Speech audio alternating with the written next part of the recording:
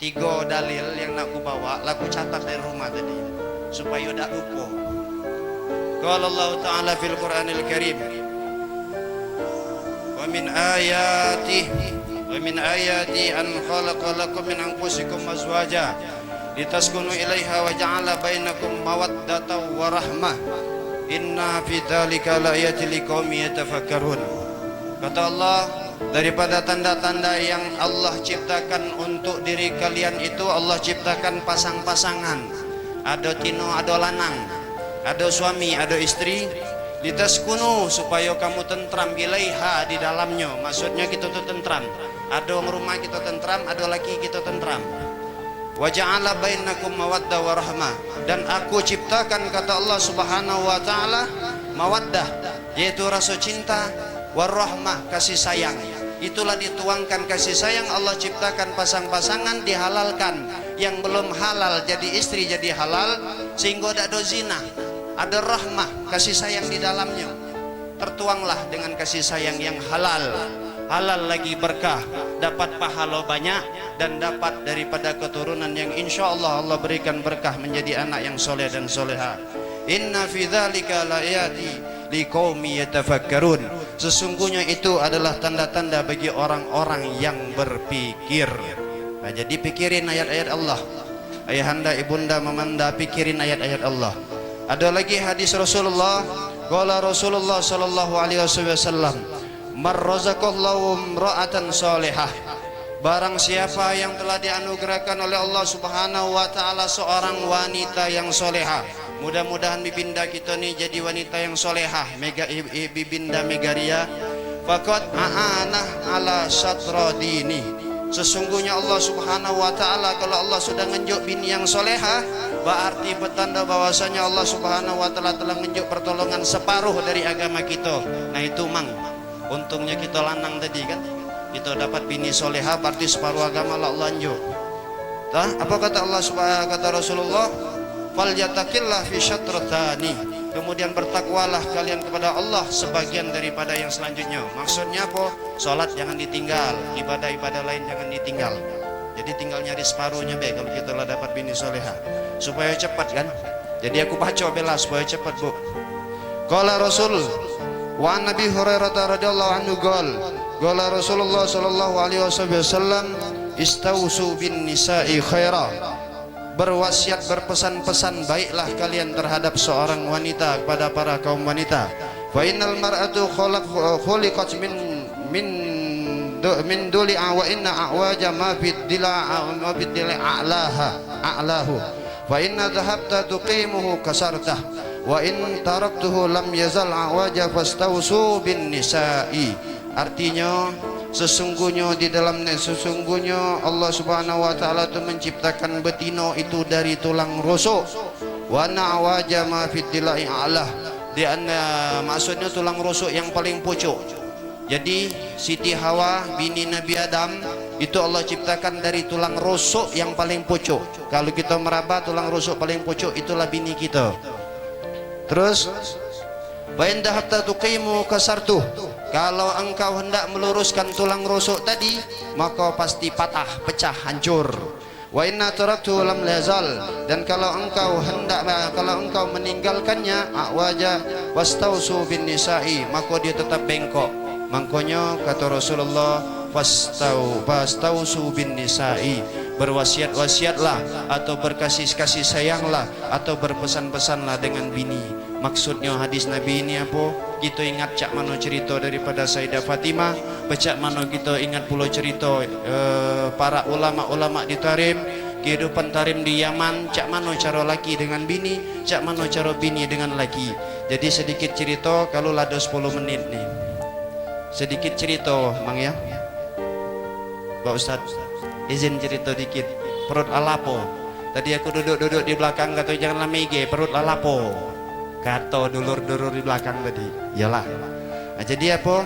Kita cerita dikit. Mudah-mudahan dengan cerita ini dibalik dari ayat-ayat sama dalil yang dibaca tadi jadi contoh bagi kita, karena memang ajaran Nabi Muhammad itu pada dasarnya nyuruh kita untuk selamat. Dak katik cerita, dak katik bucunya. Ajaran Nabi Muhammad itu nyesat ke kita, pasti lemak galau. Kalau digawe ke pasti lemak, yakin pasti lemak, tak ada yang salah. Jadi Nabi Muhammad ngajarin Fatimatu Zahra Al-Batul. Baca mana Fatimatu Zahra Al-Batul itu diajarin oleh Nabi supaya hidup sederhana. Kalau kita ngingat cerita Fatimatu Zahra, kita renung cak mana kisah Sayyidina Fatimatu Zahra. Kalau kita nyingok juga Nabi Muhammad tu pemimpin umat sedunia. Pemimpin umat sedunia berarti raja. Kalau kita nyingok raja di Amerika sekarang ini pemimpin dunia, loh Nabi Muhammad yang paling abdol, paling raja. Apa? Nabi Muhammad didik anaknya Sayyidah Fatimah bukan untuk di dunia. Artinya apa? Pernah dalam satu cerita satu hari Sayyidah Fatimah Rasulullah menangis sejadi-jadinya. Sayyidina Abu Bakar nak diamin Rasulullah supaya tak nangis, tak baca. Kemudian Sayyidina Umar bin Khattab juga datang tak baca, nak diamin Rasulullah. Akhirnya mutus ke sahabat tadi mutus ke untuk datang ke rumah Sayyidah Fatimah.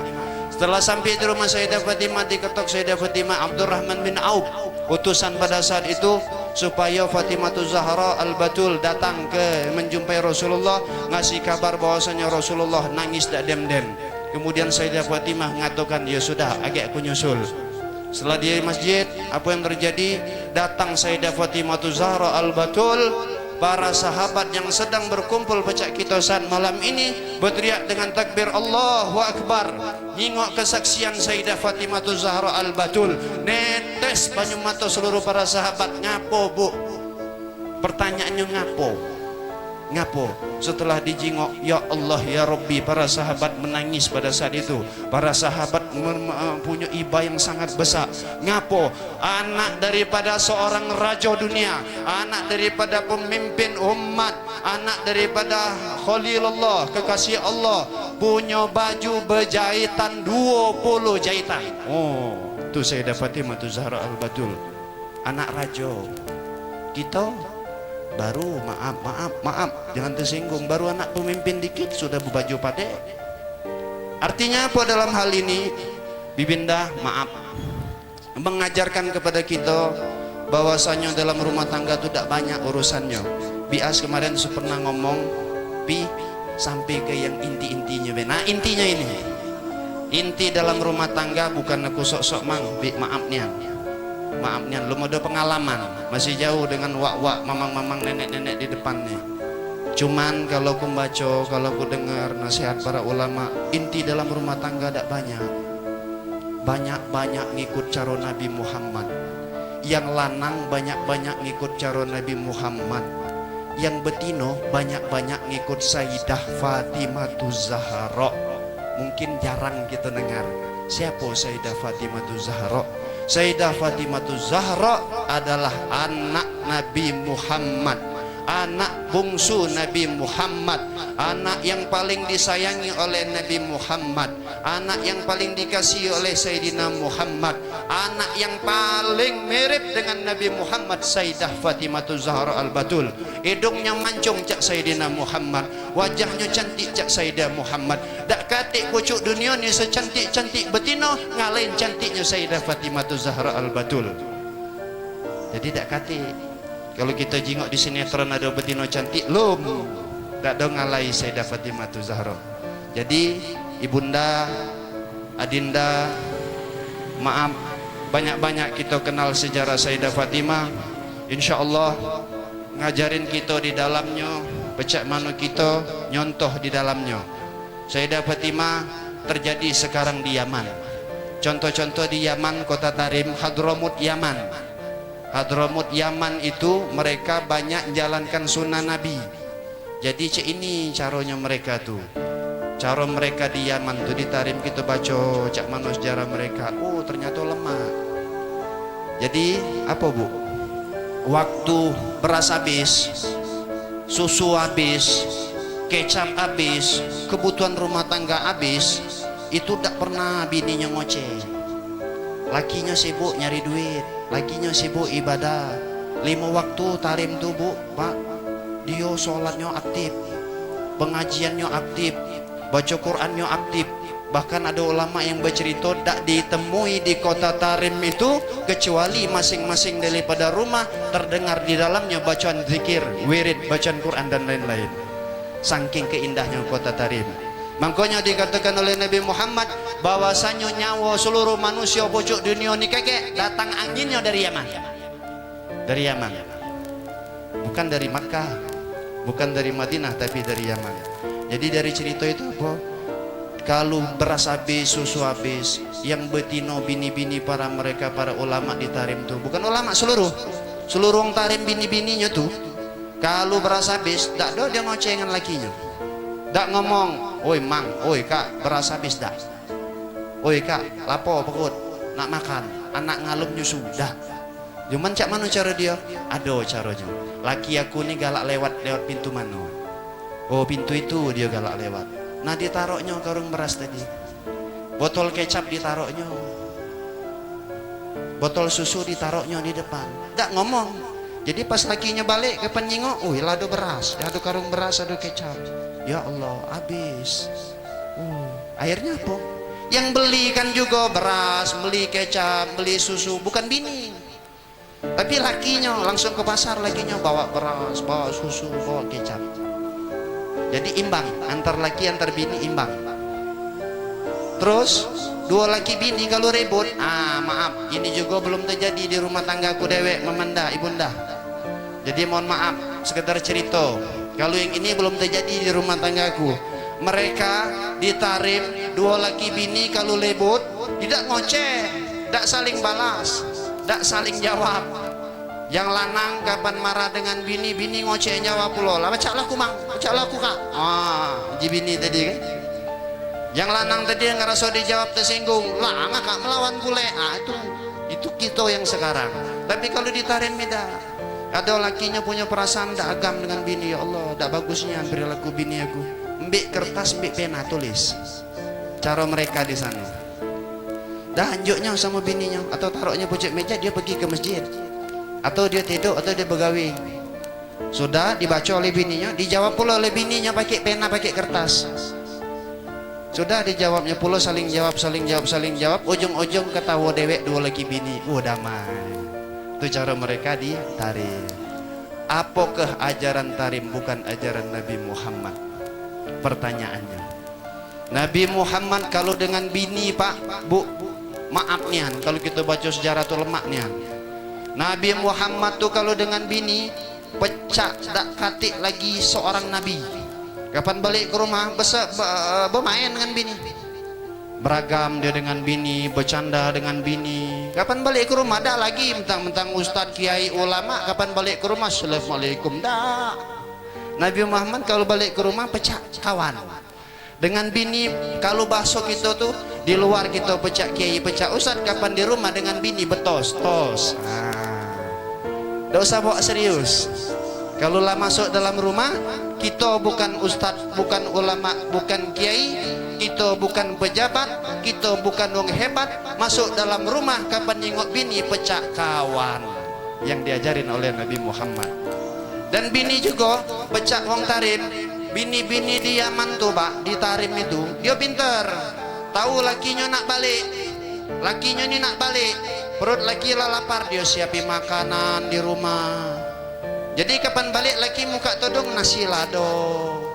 Kapan laki balik capek-capek balik ke rumah todong nasi dak katik makanan. Itu cara kita, cara wong sano, bukan cara kita di sini pak ya. Bibunda bamanda.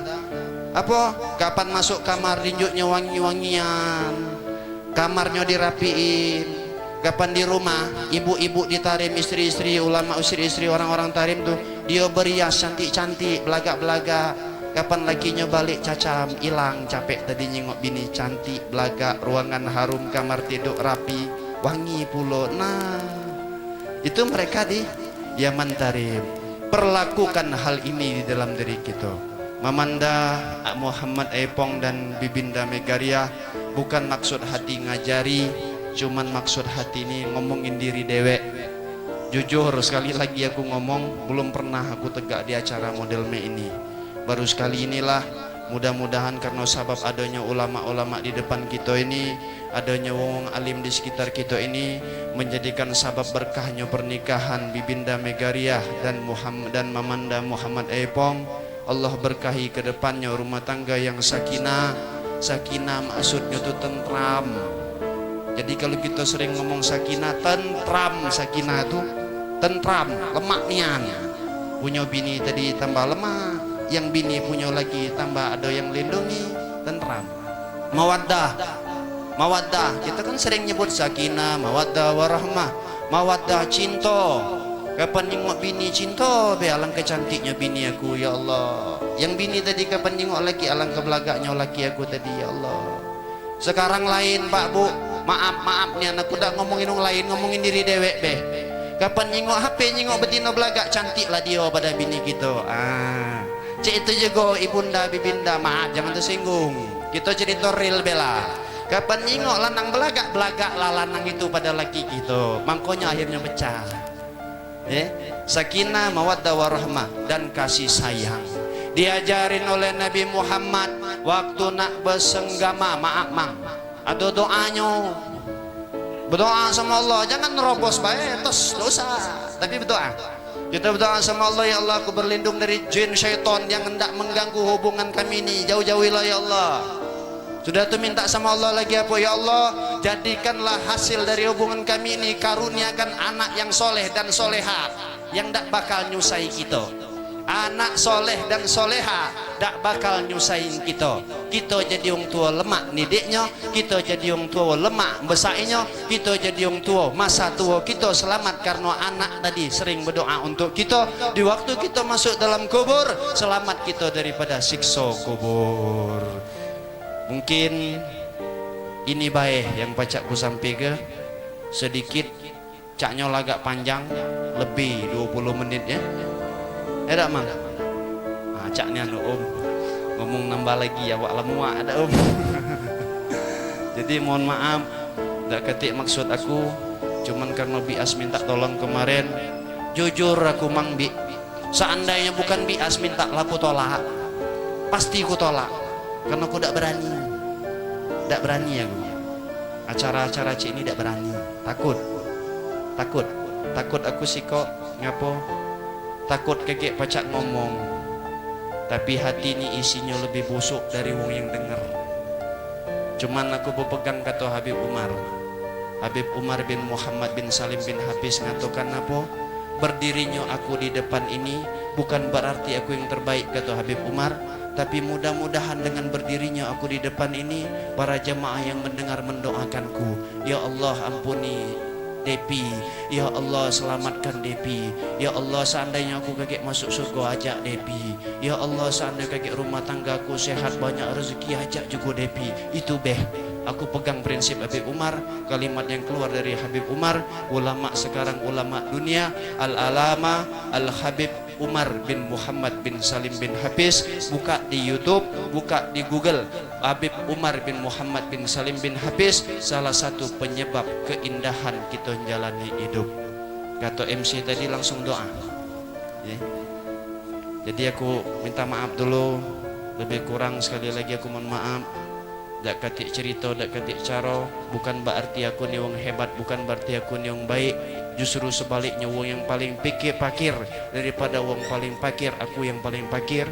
Aku lebih hino dari wong yang lebih hino, aku lebih banyak dosa dari wong berbuat dosa. Wallah illah. Mudah-mudahan malam ini menjadi malam yang berkah, terkhusus bagi kedua mempelai kita, Bibinda Megaria dan Muhammad Aibong. Wallahu a'lamu bisawab. Billahi taufiq wal hidayah. Wassalamualaikum warahmatullahi wabarakatuh.